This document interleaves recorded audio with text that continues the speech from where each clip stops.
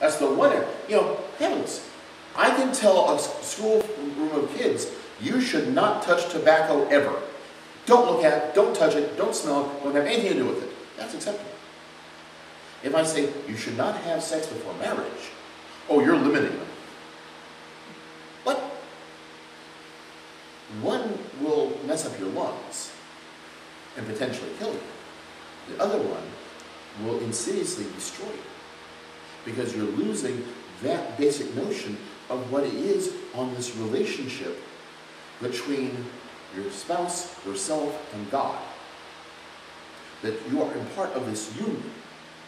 And that through that, you have true joy and the opportunity for true happiness. But you can't say that.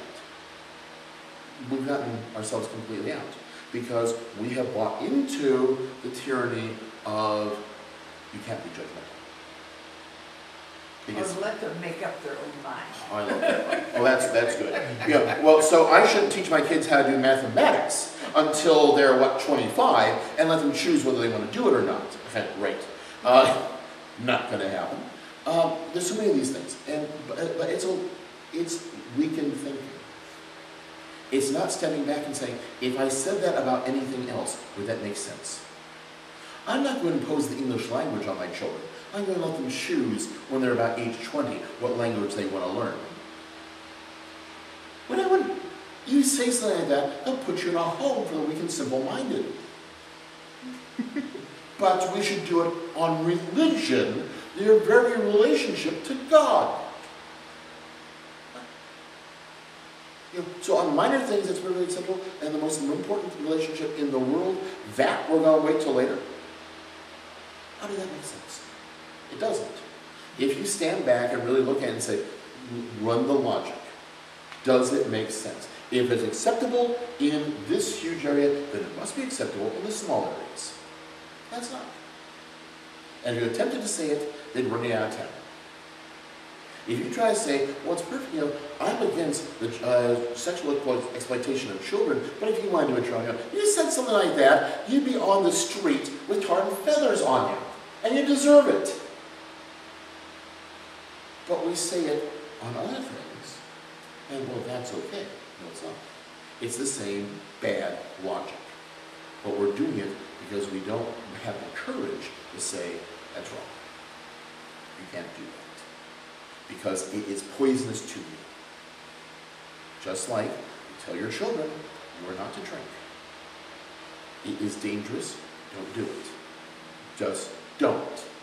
You don't say, well, I'll get you some near beer so you can... You don't do that. And the same thing here. But it really does come down to our society not being willing to stand up and be counted. And too often, as parents, we abdicate our power. We try to be buddies instead of parents. Look at the relationship of the prodigal son and his father. The father did not try to be his buddy. He never said, well, you should be able to do whatever you want.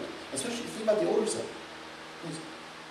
This is the relationship. This is the reality. I love you, this is how I show you love you. He didn't try to explain how, well, you're really mistaken. No, this is how the relationship is. I'm with you always. This one has come back. But he didn't say, okay, you're right, you should have a party of your own. He was willing to say, this is how it is. Out of love. But that's the key thing to remember. And the only way it works is if you keep Christ in the center of the marriage. If you remember that that is our source, and that's where the strength in your marriage comes from, is by having Christ there. If he isn't, if you don't have God as an integral part of this union, you will fail. And you see it happen all the time. How many of you know people that look like they had the perfect marriage? They were just meant to be each other. They just seemed to complement each other beautifully. And it fell apart. I've seen it happen. You have to ask yourself, what happened? Well, talk with them about it. And I'll guarantee Christ was not integral, a center of their marriage. There are other things be there. When that happens, it'll fall apart. Any questions? That was a wonderful comment, thank you. I'd like to thank you for this opportunity. I look forward to the next sections. Again, would like to suggest, if you get the opportunity, it is a very good program that was put together by the U.S. Council of Catholic Bishops. This is the Facilitator's Guide. It's the same one in a smaller cover for the individual participant. It's well worthwhile reading. Remember, of course, when you read it, it is written from a theological point of view. There's nothing wrong with it. It's just coming from a different way of phrasing than the East would have. But it still is very, very valid. I'd like to invite you to please come to the next presentation in October. And please, if you have questions, let me know. But at our heart, this is a fundamental issue. Our church, our society, our nation, our world will not survive if this foundation is not protected.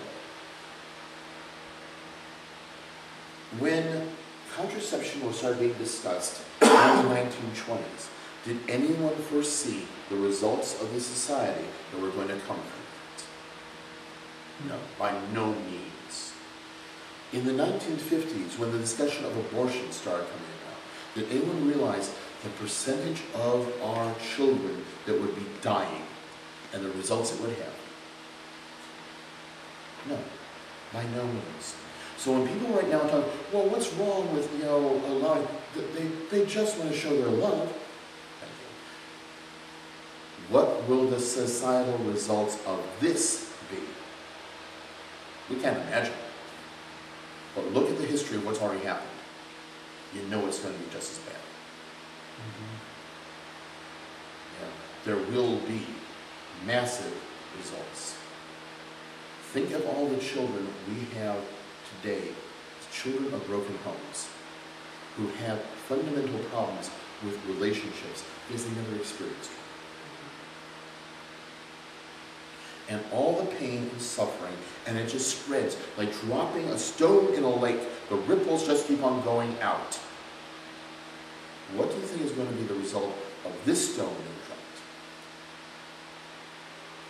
We have to work, which means starting in our own families to strengthen our marriages. And in doing so also helping our neighbors.